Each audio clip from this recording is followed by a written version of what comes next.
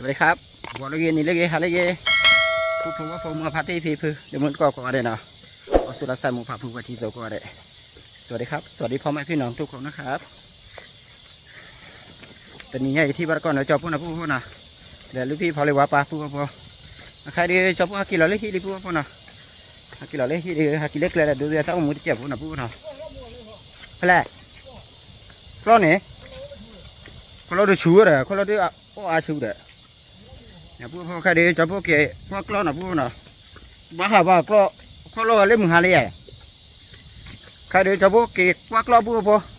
ว่าจอบพวกแต่ละกล้องกล้องบุตรเนี่ยผู้พ่อนะนอกรีสอร์ทเด็ดที่กล้องเด็ดทุ่งโฟเด้อทุ่งโฟกล้องดินี่พี่ทุ่งโฟเด้อเล่ผู้พ่อจะไปดูกันเลยเนี่ยเล่นหนองบัวผู้พ่อหนองบัวเล่นผู้พ่อว่าข้าเราก็เชื่อครับพันนี้แหละผู้พ่อเลยเบลเนี่ย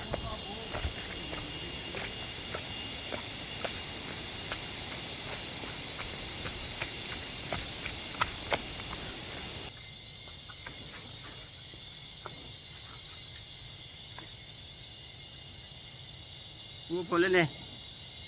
ไปไปเดบิเบขึ้นนะผู้เนาะเล่นขึ้นเยอะเล่นผู้พ่อผู้พ่อเลยจบผู้เดบิเบนะผู้เนาะขึ้นเล่นเนี่ยพลาสเซียนะผู้นะเล่นเนี่ยคาราเบนะผู้เนาะนี่คาราเบละคาราเกยนะตุ้มกลัวผู้ที่ทอดปรีบผู้พ่อนะพอดีเล่นนี่ผู้พ่อขอจะพูดสูงกว่าที่น่ะเดี๋ยวตุ้มกลัวผู้พ่อว่าที่ดีนะเด็ดกาแฟที่ดูผู้พ่อ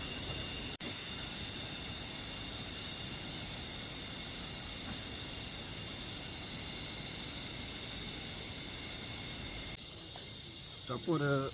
ฮักเกลเราขายอยู่นี่นะผู้พ่อน่ะจะพูดสาดูตั้งมือไทยแล้วผู้พ่อ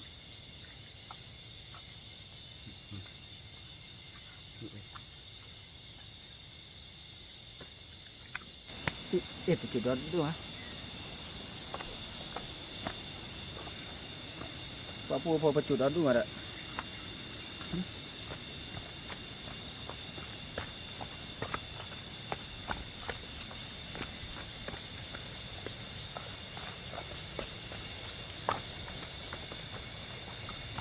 เราขี้โกช้านะพวกน่ะแล้วพวกเก๋คือเรื่องตันดอนนะพวกน่ะเดี๋ยวก็เดินเด็กโอเคแล้วพวกเก๋ว่ามีเล่ตับหลับพวกน่ะเล่เล่ตับหลับเพื่อนนี่พวก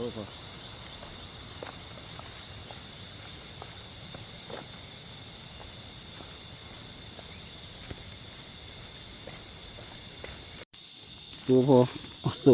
วทอดจะพวกข้อเลี้ยพวกจะไปไหนเนี่ยตัวให้พันนี้แหละเขาจะบวมมั้ง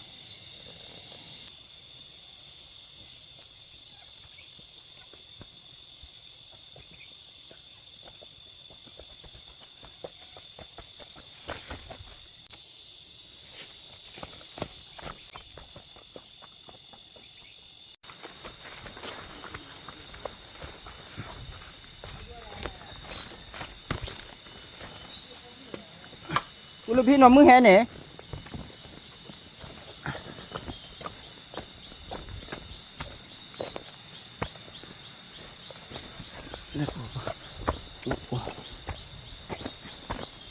กินขยะโตมามีอะไรพี่ก็อ๋อก็ลูกคุยบ้านโทรโฟฮักเก็บไปจุนเนี่ยหรอเ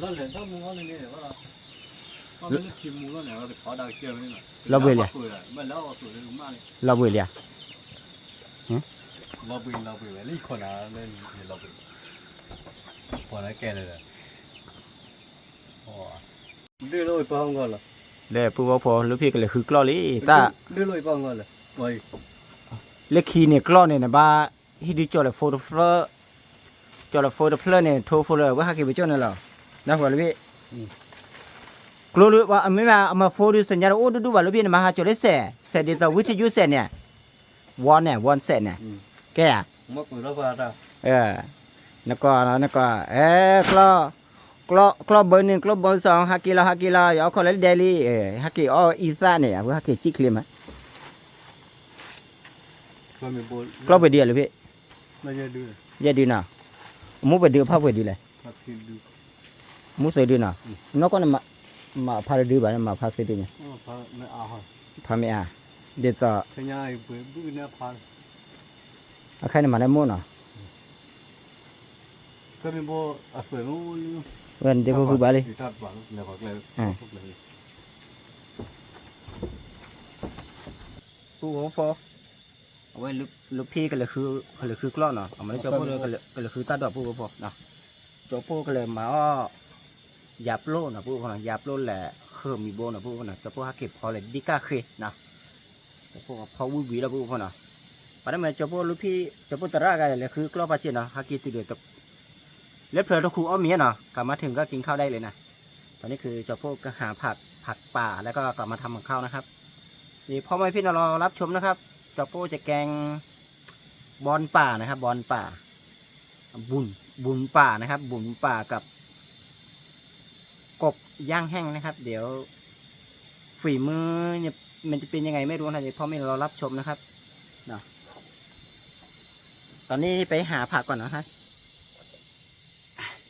ใครดีเจ้าพวกเลยคือว่าตัดดอกชมพูพอ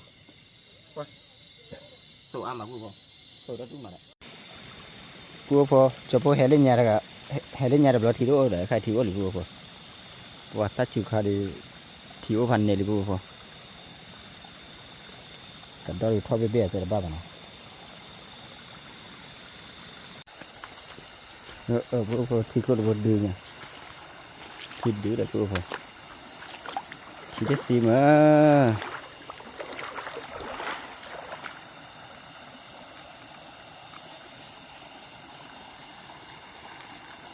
อีเป็นเนื้อซาอุดพูพอเราเป็นเนื้อซาทุเรียนที่เนี่ยป่ะ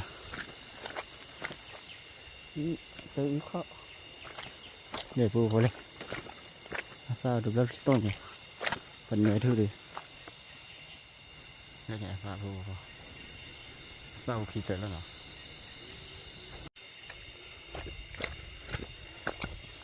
เดี๋ยวพูพอเคยมีโบเนาะไม่จบพูดที่ดูบนนี่เกมอะไรเบลียเพื่อนเนี่ยมาได้เบลียมาเบลียที่มาเอาบุบ้านนะพูดนะแกบัตตันนะบอกก็แกล้งมาได้บ่อยเลี้ยเพื่อนว้าตัวเราช่วยพัดด้วยไหมพูดปีไปนี่ไอ้ยาที่ละพูดว่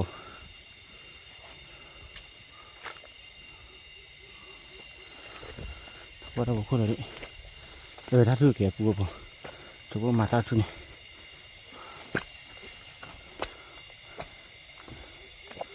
นี่ก็ถือแก่เดี๋ยว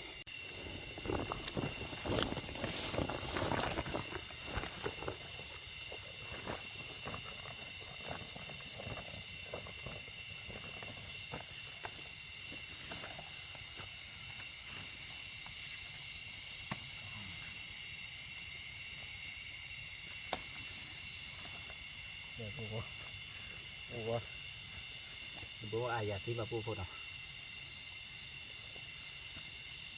มาดูบาลีปูพูดบริพันเนี่ยดิปูพูดเนาะบริพันเนี่ยดิกัดการแล้วบริ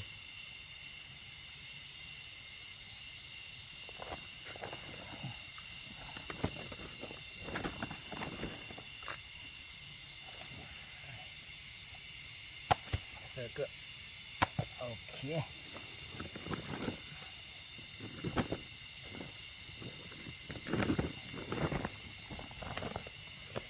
เล่นปูพอดูกูซาเพื่ออะไรจะพวกเรามาแบบดูกูซาเพื่อนี่ดิล็อกปูพอ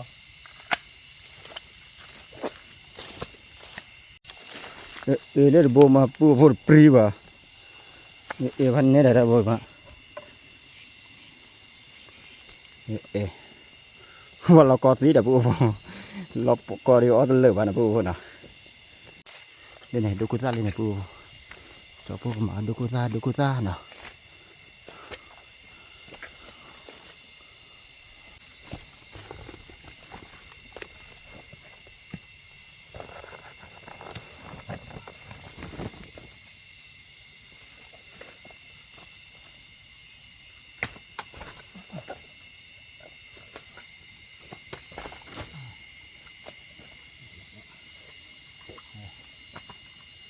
ดูกุซ่าปูดูกุซ่าเพื่อนดิ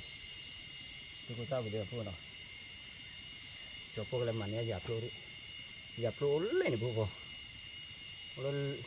เลิกกับปั่นเลยกับปั่นปูเนาะ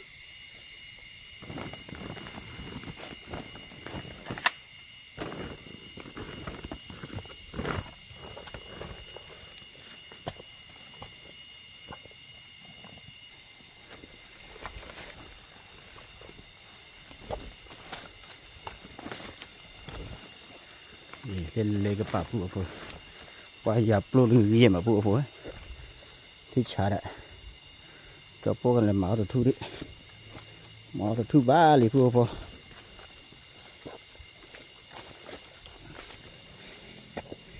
หัวปลีวิลลี่นะ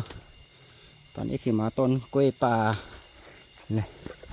ดูกุซ่าต้นจันนะปูพลาดเนี่ยดูกุซ่าต้นร้อยมาปูทอดเลยมาว่าเทียบ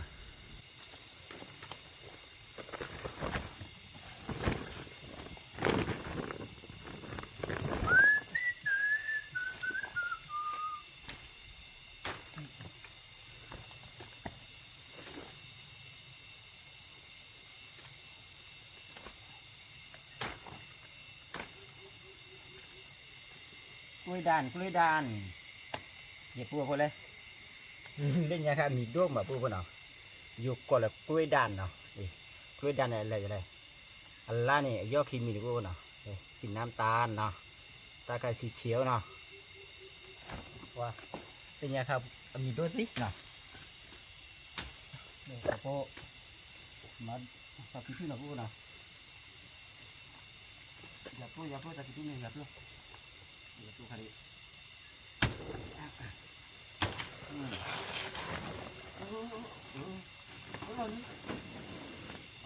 มาสับพิธีเดี๋ยว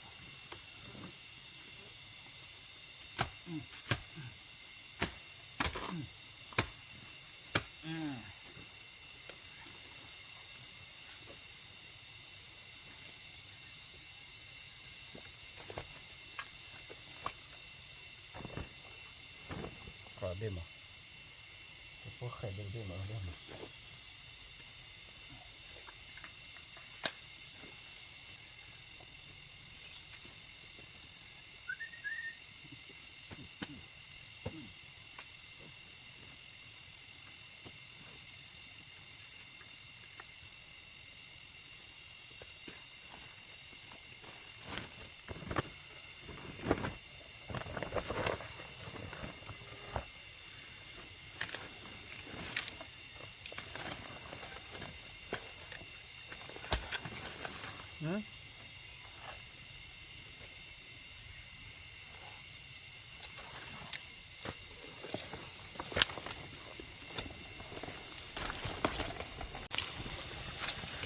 ปูพอ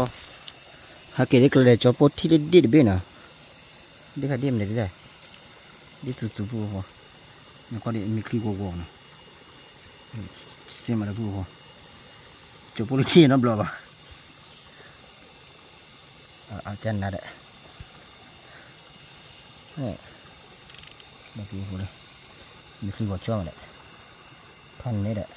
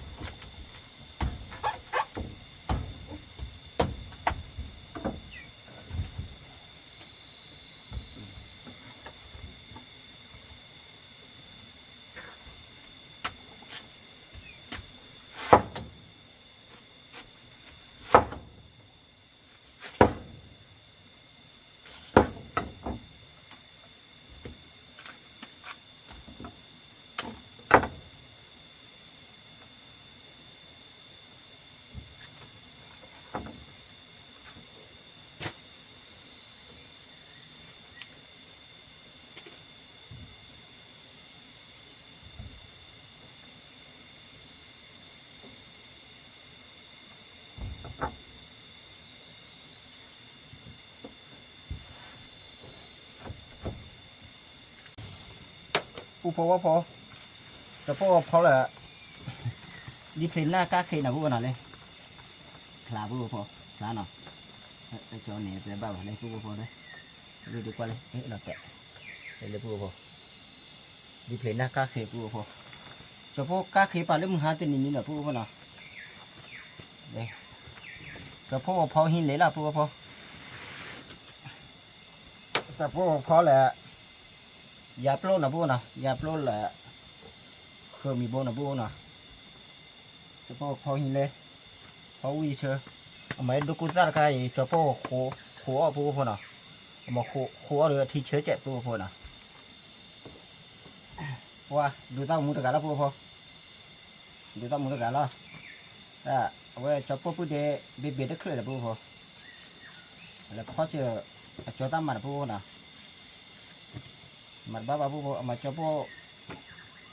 ก่อนบ้าแต่บ้าเลยวิตาจูนะพูดนะวิตาจูละพูดพอ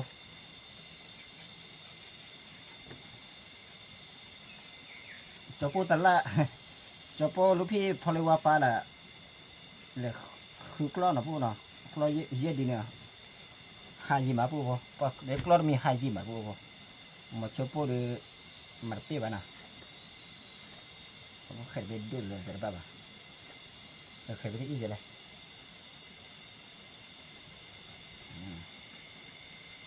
ปูกับพอพันนี้ละปูพอเนาะกับพอหินเลยชิดเชื่อแห่นะปูเนาะแล้วปูพอนะพอดีมีนะปูเนาะบ่พอแห่นะปูเนาะโอ้ยต้องแกงกบนะกับบุ๋มป่ากับต้นกล้วยป่านะครับต้องแกงแบบแกงฮินเลนะฮะแกงฮินเลนี่ต้องแกงแบบเผ็ดหวานเปรี้ยวๆนะครับต้องแกงแบบนั้นมันจะอร่อยถ้าสมมติเราแกงจึกนี่มันไม่ได้นะแกงจึกมันจะคาวกบนี่มันคาวนะครับกบนี่มันใช่กบที่เขาเลี้ยงครับอันนี้กบป่านะครับกบป่าอยู่ที่ไร่อยู่ที่ป่านะครับมันอยู่ในป่าคือเมื่อวานกับพวกที่วันนั้นจอโป้ไปหาที่ป่านะครับมาบ้าปูวิดาจูแล้วนะมาก่อนที่นี่แต่บ้าวันนี้เป็ดต่อละเว้ยเนาะเป็ดต่อละเจียนเนาะทางบ้ากูละบ้าเป็ดต่อเนาะเป็ดต่อจอโป้สิเนาะว่าปุ๊ได้ปุ๊บพอได้จอโป้เคยระเบ้บ้าจอละทีพออีเลยปุ๊บเขา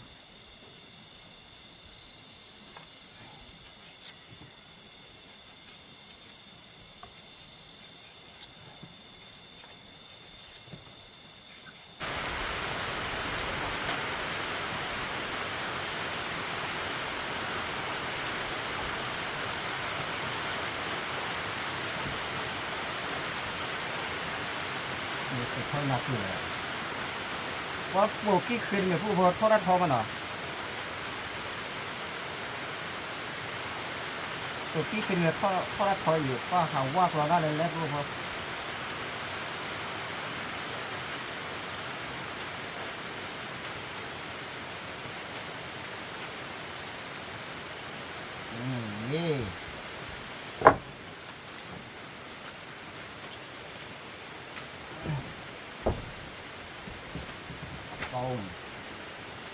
không ada cái cái chơi sổ misa đấy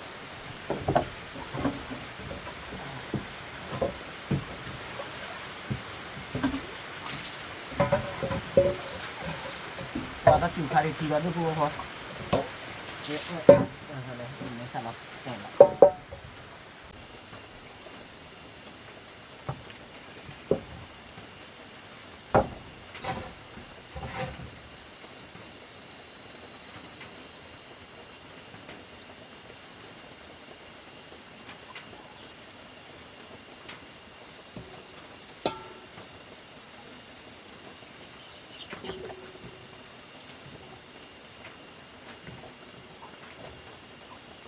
ตัวโป้ครอบเบชูนะพูนะครอบเบแบบที่เขาบอกเตะที่นะพูนะพอพูว่าฟ้าอยู่แหละแต่พูชิดฟ้าดิมั้งตัวพอ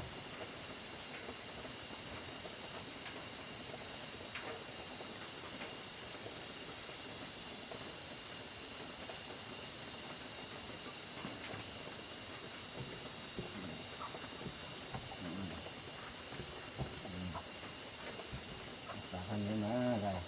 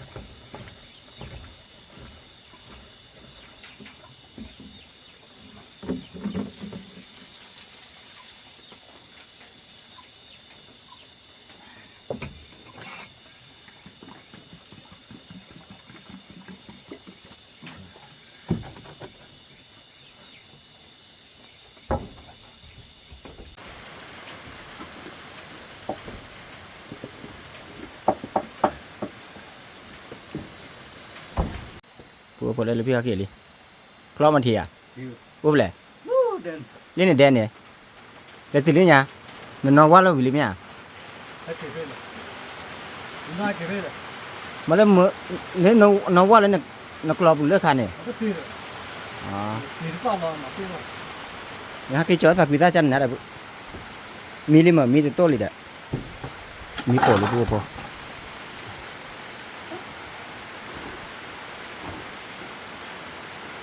เราเบลี่อ่ะมึงเคยกินอะไรลอยเนาะอีช่วงนี้มึงเคยอะไรบ้างฮะตอนแรกมาป้าเราเป็นไงโอเคแต่ว่าคือจะซื้อตัว โซเนี่ยฮะมันดูแล้วเหรอมาแล้วแล้วที่มีโอ้ที่เขาบอก เนี่ยพูดพอดูกูซาจบพูดขวดดูกูซาละพูดพอดูกูซาขวดละดูกูซาครอหรือจบพูดเอาไปเลยขวดนะพูดนะ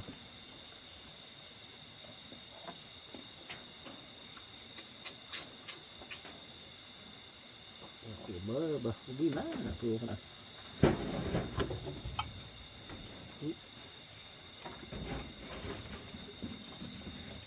ลอยพัดตัวใหญ่เบอร์นี่ว่าโคตรสวยคือ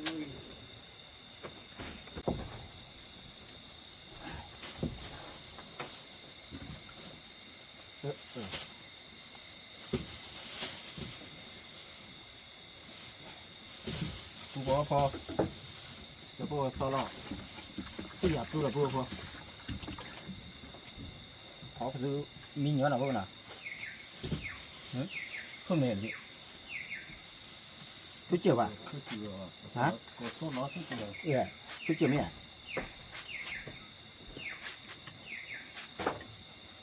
qua giờ phù bao cọc lại mà phù hợp nghe bạn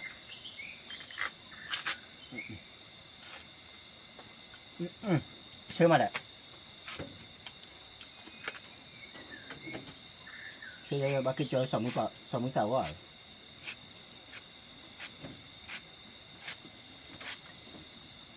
nó pha cái phố tao đi nữa lo cái chứ ว่าจอดเนี่ยผู้พ่อจอดยังไงได้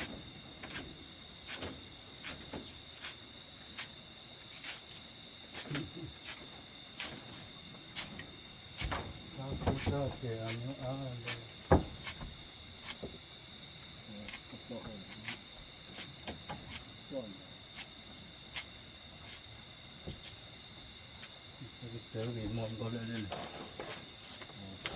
จอเลยคือมีกี่เท่ามีเท่าจะเลยรีบเลยฮะอะไรต้นยาซ่อหัวเลยใช่ไหมยาเดินขึ้นมาซ่อถ้าเพื่อนเนี่ยก็เลยแบบ แต่ว่าแบบไปดูสิ แต่เนี่ยแบบวิดูมาแบบเนี่ยเพื่อสาวว่าเนี่ยฟูร์เพื่อเดี๋ยวที่มาตั้งมาดูเลยนะอ๋อเราบอกเขาเรียกตันนารีกินารีดีมาพี่เนี่ยนะ นี่เราซื้อปีกเสื้อกันปีกเสื้อโอเคเราไอ้ยีจีดูเลยเอามากินเนาะอ๋อฟูข้าเนี่ยปีกเสื้อไม่ปีกเสื้อเลยนะอ๋อก็ต้องปีมาเด่นเลยเนี่ยโลบาเตราบเราเนี่ยอ๋อเราเป็นบ้าฮะพี่ฮะกว่าชูหาเด็กย่าคุยกว่าจูมาต้องอ๋อเราเนี่ยเนาะ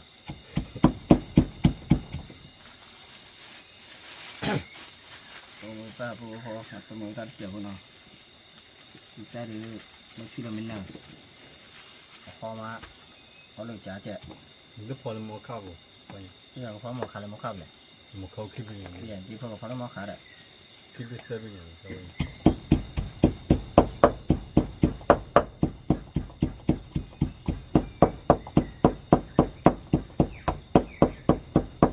เลยปูพอว่าเบียนแบบเปลือกเกอนะปูพอเนาะที่ชาเลยจะว่าพอประตูละปูพอประตูละฉลองคาลีนะพอพูดเลยหรอไม่คิดว่าเลย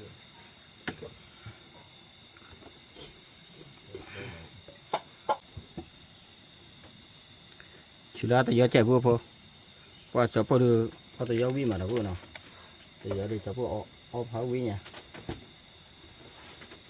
น้องเตอหวยน้ำมือท่าได้เจ็ดนะพวกนะ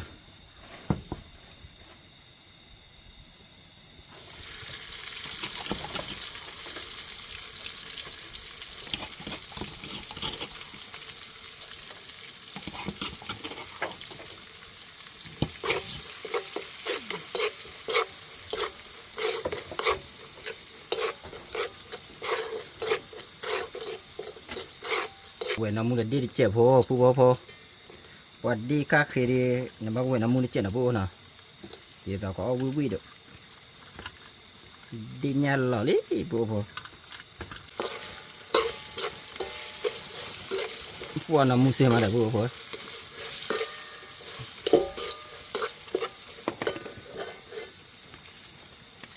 ชั่วโมงอีสาปาลีนะพวกนะตอนชั่วโมงมีนะ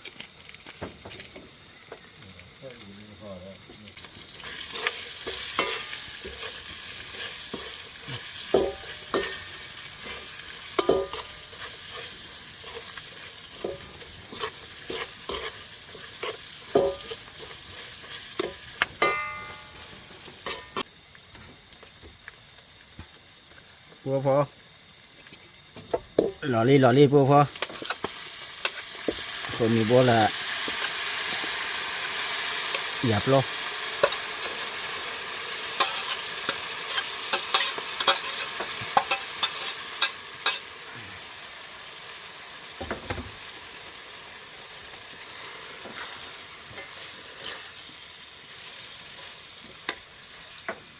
ันนี้เติร์เบอร์บูทเขาได้เจ็บพวกพอ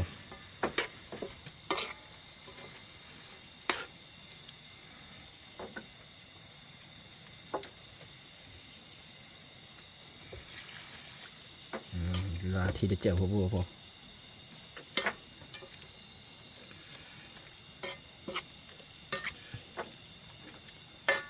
แต่ยูราคัดบอลมาก็ได้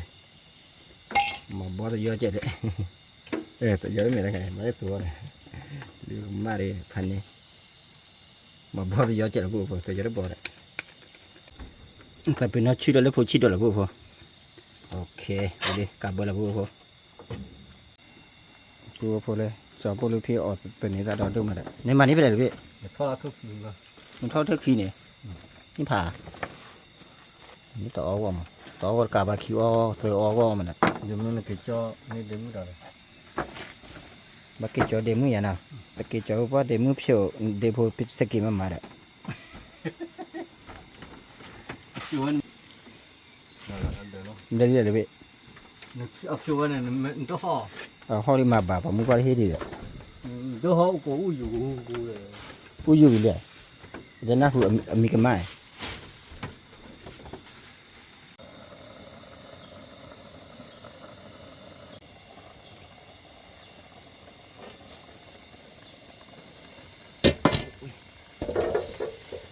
กูพันนี้แหละ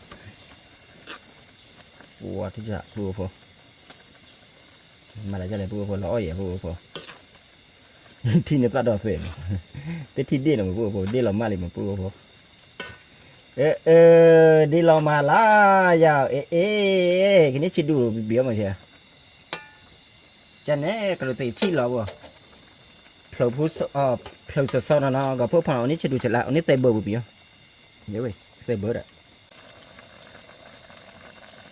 โอ้หล่อมาพูดคนกว่าดิพันเนี่ยจะพูดกับตัวใครแจม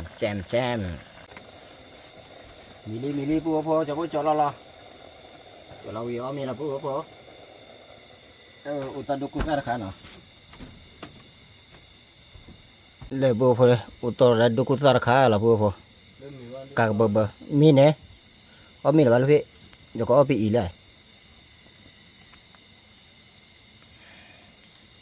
ดุกุตระมิลลี่พูดพอนี่จะพูดดุกุตระโตจันนะเดี๋ยวพูดพอเลย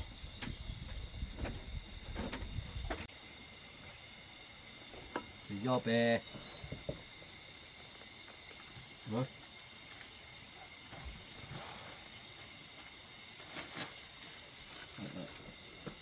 มาตัวเดียว เต็มเงี้ยจะได้ลูกเต็มเงี้ยจะได้ยันตัวสาวชิมเงี้ย ตัวนี้นี่ โอ้ไปตัวนั้นเมียเด้อเต็มเมียเด้อมันปลามีโคกเดียว อะไรบ้างตัวนี้ตัวละกี่ ตัวที่สี่เลย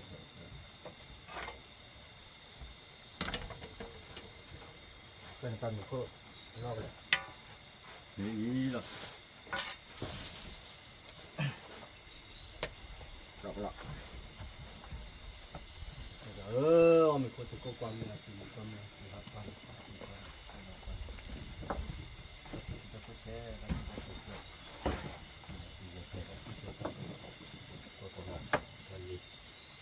ปูพอเอามีแล้วนะเดี๋ยวมีบ้านก็เลยจับปูเลยปู กูเอาไม่ควรจะก็กะเอาบ้านก็ว่าจะมีบอร์ดยับโหลดเด็กที่กูโดนบ่มาซาเดี๋ยวนี้คือ เอาวินะปูนะ นี่ซาเดี๋ยวมีลูกคนซาเดี๋ยวคุยละ เดี๋ยวจับปูตระกินเยอะๆเอาวันเดี๋ยวปูชิลล์มาจะเลย ค่ะ นี่ก็เลยเรียกปูนะจับปูดูกุตาเลยจับปูดูกุตาเลย ลูกคนซา มาชิมไม่เท่าไรพี่เอ้ อีกคน จับปูเอาไว้บีดิ ก็เบื่อนี่ได้มั้งเลยจ้ะ ดูกุตาวิ่งมาปูน่ะพอใจไหม ได้เจอ ได้เชียว รับผ่า ไม่เป็นไร 没有，我表啊，我表会，我话，所以我来不垃圾怎么的？ดูกุตาเลย 我表呢，我老不拉， ไม่เป็นไร 我哈， เชื่อเลยนี่มาเชื่ออีกทีเดียวป่ะ 我表咋不？他不拿活，拿活哎， ตับลูกหอเละ 那做题哦，我老不拉，还给做题， เจ้าเนี่ยอยากชิลล์อะไรที่จะพูดหรือเปล่าบ้าพูดหรอ 他不管，我们家的牛， bắt búa nó vậy chúng mày à mà thi à พอมาถึงเบ้นี่สิว่าโอ้เดี๋ยวเปลย์บอลเราบับไม่ได้แล้วว่านี่เปลย์ไอ้ดูเชนเลยไอ้เจ้ mình chết đấy น่าจี à nó gì à เอ็นน่าดู nó chân này búa phô ở mi búa phô nó theo mi bắt được cho búa lên búa phô nhé thì này ta khá là búa phô qua cho búa từ búa quý mà búa nó búa ai ra tao không nhiều búa phô mà ôn lê búa mình này búa lại อยากกลัวนะครับ nhập luôn là khôngมีโบนเอาโบนเอาขี้ข้าเนี่ยยาตาพอเจ๊มาแล้วทีดีได้ชิ น่ากลัวอยู่เพราะรับได้บ้างเลยตัวอา เอาไหมฮะ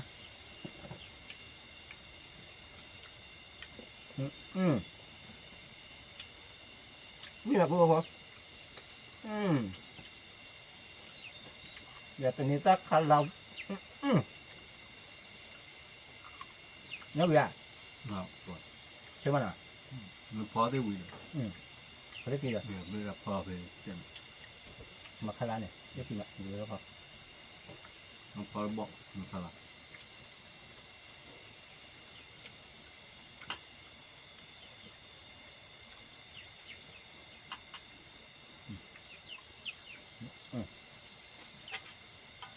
กว่าที่จะ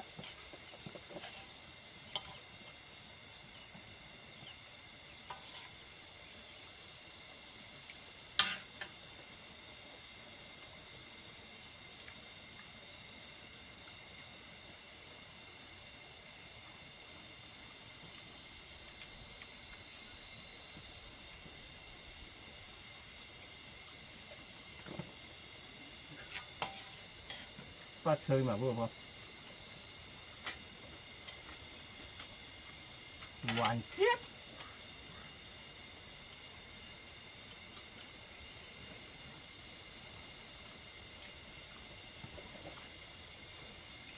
แล้วก็เนาะ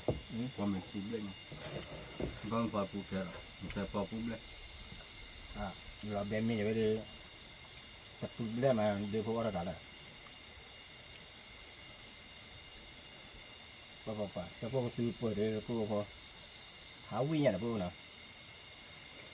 ป่ะมาให้พวกก็เปิดให้เราหาได้จับพวกดีจับพวกพองเลยดิเนาะป่ะเอามาให้เราหาตั้งแต่ลายอย่างนี้เอาว่าคุกเลือดหรือพวกพอเนี่ยkhôngมีโบนอ่ะพวกอ่ะเอาว่าkhôngมีโบนเลยเอามานั่งกันลายดีก็อ้อสิเดี๋ยวแบบกว่าดิเนาะดิไม่เนาะ โอ้ย กูเดี๋ยวว่าอย่าง บูบูโอ้ยบูบูบูบู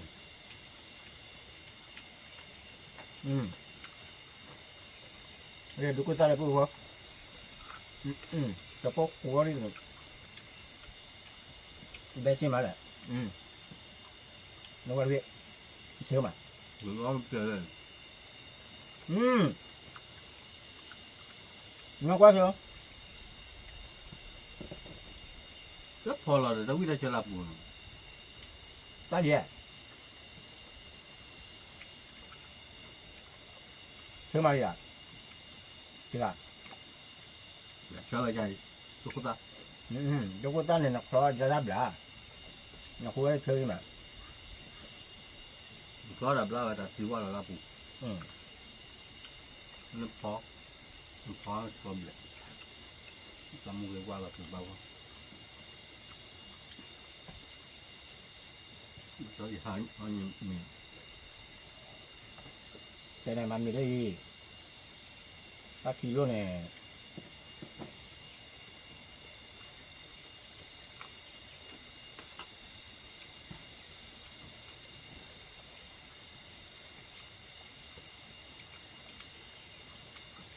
ก็ดีแล้ว นู้นเรื่องอะไร นี่ดึกเราเดี๋ยวดูก่อน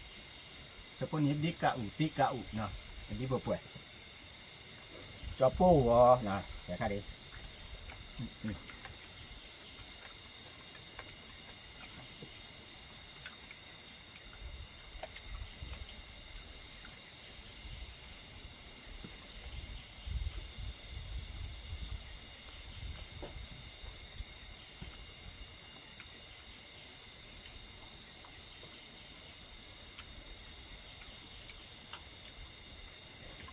ผู้บอกว่าพอ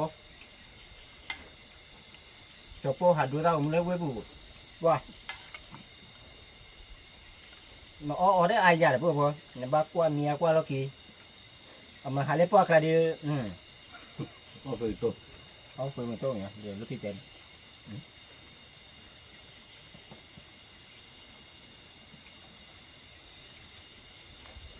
เจนนะ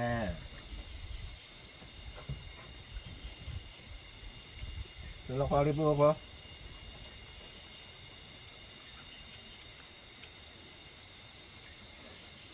Wah, dan duku ra chơi dan kene ra khala chơi bawa prat ลมตัวพอดีนะครับรุ่นเนียนสีเขียวถ้าภาษาเหนือมาตึงสีเขียวเอานี่มันได้แห่ไปนี่ทีหลังเนี่ยตัวไหนหล่อแรงตัวไหนหล่อแรง เป็นนี่ลอรี่บอกว่าตารุ่นที่เมื่อไรเห็นเลย nó có bà coi tên này lò lá nè nó có bà coi tên này lò lá cho phút coi lấy tên này lò lá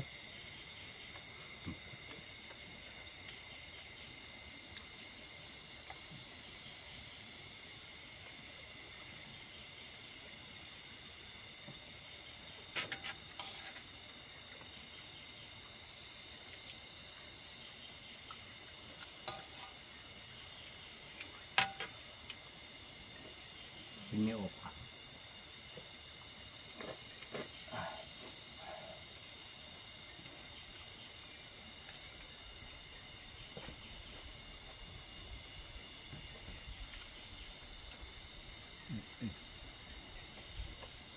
ถ้าถูกไปเรื่อยๆป่ะ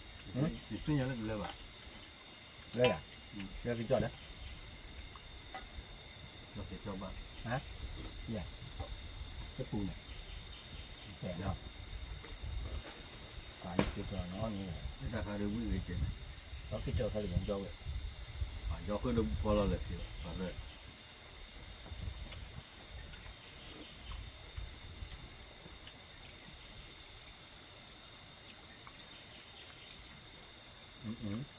vừa tìm những người này bây giờ như là phải đó những người ghi chắc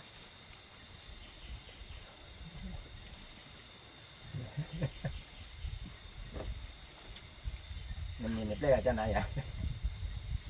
máy pì đấy bao bữa cho bữa thật ra này chung một là chụp vào mà เป็นโบดาวิ่งเลยนะมันก็หายเจ็บมันก็หายเจ็บ đi ra hả มันก็หาย cái hay đấy đi bộ đến này đi để có phó chơi hay hết à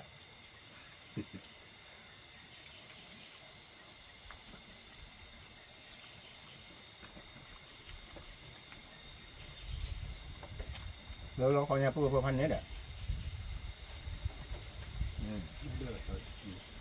เรารู้แล้วบ้างเลือดที่สมชุด đi bộ phải đi phụ cho phụ cả đi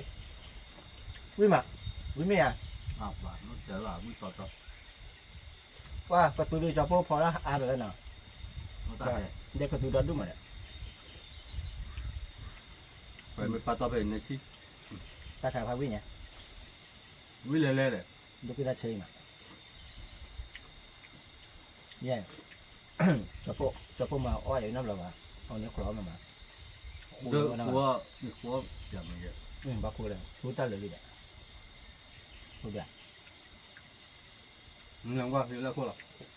hay mình nữa hả เอาไปตาเลย ông bà ta bà cho phụ ta đấy เลยได้แล้วเอาพวกเพื่อเยอะ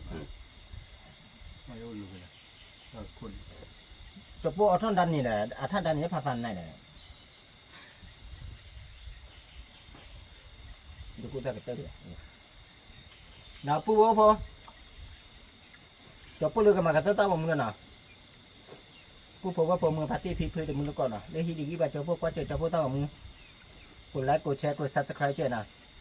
quạt lửa ở chợ กว่าที่เราที่เดียวอ้อเจอเรียบนะพวกน่ะอ้อหีเลยนะมาบ้าบอกพี่ตาจื้อน่ะพวกน่ะเอามาหาเกหาเล็บจะพวกมาจะพวกพอน่ะก็พอก็ดูน่ะเอามาหาเกหาเล็บตาอยู่หาเดือหลอดตีลิคงญาลิญะพวกจะพวกน่ะฮัลโหลจะพวกอะไรหาหนูน่ะจะพวกกับปากหันน่ะคงญาลิญะนี่หลอดตีลิพวกมาเคลื่อนตามมีน่ะเอามาเคลื่อนตามมีมาน่ะพวกน่ะเอามาเคลื่อนตามมีมาดิบ๊ายบายน่ะใครที่จะโป้บาสิบเหรียญสุขุน่ะสิบเหรียญสุขุเมื่อพัดที่ผู้โผล่เล็กว่าเจ้าจะโป้ต้องมึงน่ะว่าปลูกได้เท่าเมื่อบาผู้บ่มาจะต้องนะผู้โผล่ว่าผู้เมื่อพัดที่พี่พื้นมือก่อนน่ะเลขที่ดีกี่บาทจะโป้ก็จะโป้ต้องมึงกดไลค์กดแชร์กดซับสไครต์เจ้าน่ะตับเหลือชูเคลมาทอเกตติโคน่ะเกตติโคเกตรุจราพาโดน่ะขอว่าเด้น่ะตับเหลือพาโดก็ว่าเด้ขอบคุณครับเด้อ 哇他过还在这吧 thank you đập lửa mua được cọ u chu klik cọ được rồi à hai lần người mới kia là đi nằm nè Really lấy nice. chiếu Okay.